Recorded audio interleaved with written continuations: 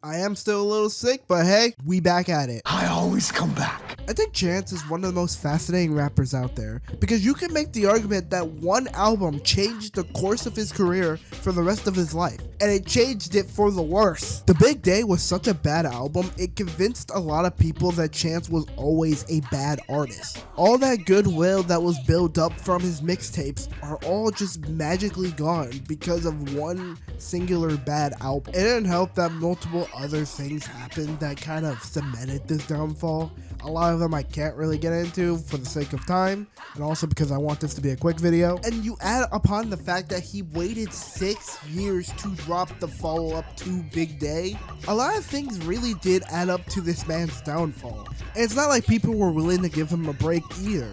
When Trees came out, even after a streak of really great singles for the album, people immediately went to shitting on him again because Trees ended up being a kind of mid-song to them. One single changes the narrative of his album.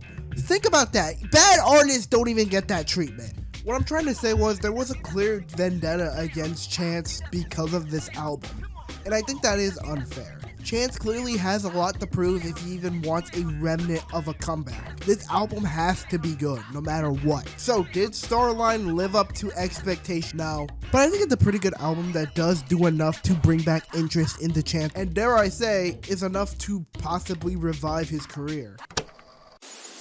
Hey, Peggy, let me talk to him one time. Hold up.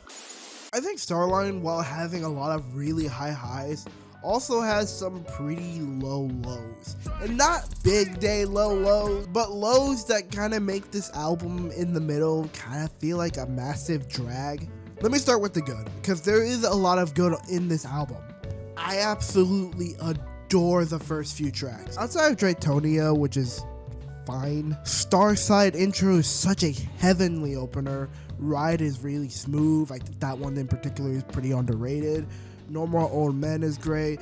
Negro Problem is one of my favorites from this record, easily. I think it's genuinely one of the more powerful tracks on here. Pretty much everything outside of track 5 up to track 7 is pretty much perfect. I haven't even mentioned Highs and Lows, which I think is Chance's best song in a long time.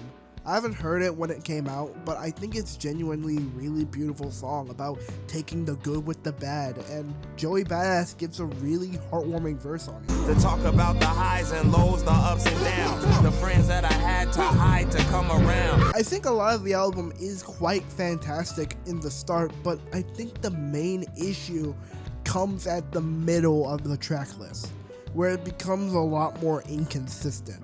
Like Space and Time and Link Me in the Future are both okay tracks, but Gun in Your Purse and Burn a Block are really bad.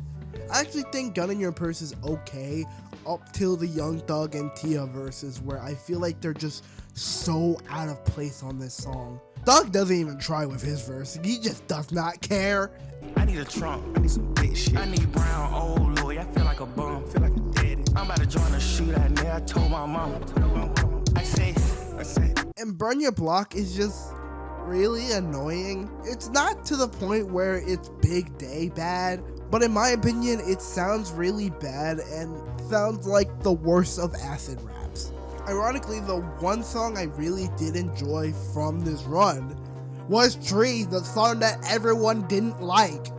I don't know, something about it is just extremely fun. I like how Chance sounds, I like the hook, Smino gives a really good interlude, Lil Wayne is really fun on this. I don't know, I just like it. It does later pick up by the end of the track list, with Letters and Pretty both being highlights of this album by far, especially Letters being a really beautiful track on its own. I think genuinely, I think the album is just kind of a mess. I think what could have fixed this was if it was cut down by a lot. Like if you cut off Drapetonia, Space and Time, Link Me in the Future, Gun in Your Purse, Burn a Block, and Just a Drop, I feel like not only it will be way more consistent, but also I feel like everything will just be a lot more tighter and neater. However, I think the best from this track list definitely outweighs the worst from this track list, because in my opinion, the worst of this track list doesn't even come close to the worst of the Big Day, or even the best of the Big Day. And I think the best on here is some of Chance's best work to date. Like I said, The Negro Problem, Starside Intro, Highs and Lows, Pretty, Letters, even Speed of My Light and Speed of Love. I think a lot on here features Chance's best work to date, both lyrically and in his voice. You can really tell that Chance tried the best he could with this album to try to make sure it was the best by the time it releases.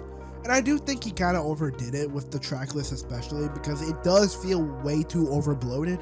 However, the heights of this album does rein back into what I originally loved from Chance. That gospel-like sound mixed with this voice that just really does stand out compared to the rest of hip-hop. Do I think this album is going to revive Chance's career? No. But that's not because I think it's a bad album. But that's because I believe consistency is what's going to be the thing that ultimately revives Chance's career. I think if he follows this album up with something that's better than this, we would already be in the conversation that he fully came back. Hell, people already believe that Chance is coming back. You check on social media and you see tons of people cheering for Chance to make a comeback, and I'm really happy for him. And I do hope that this album is enough to bring Chance back. Hell, it's already doing extremely well, so that has to mean for something. Either way, I'm rooting for you, Chance, and I hope you really do make that comeback. I hope the dude has a Logic type comeback where he finds success in his own route. Or hell, if he comes back to being a mainstream artist. That would be sick. Either way, I look forward to see what comes after Starline, and I think Starline deserves a 7 out of 10.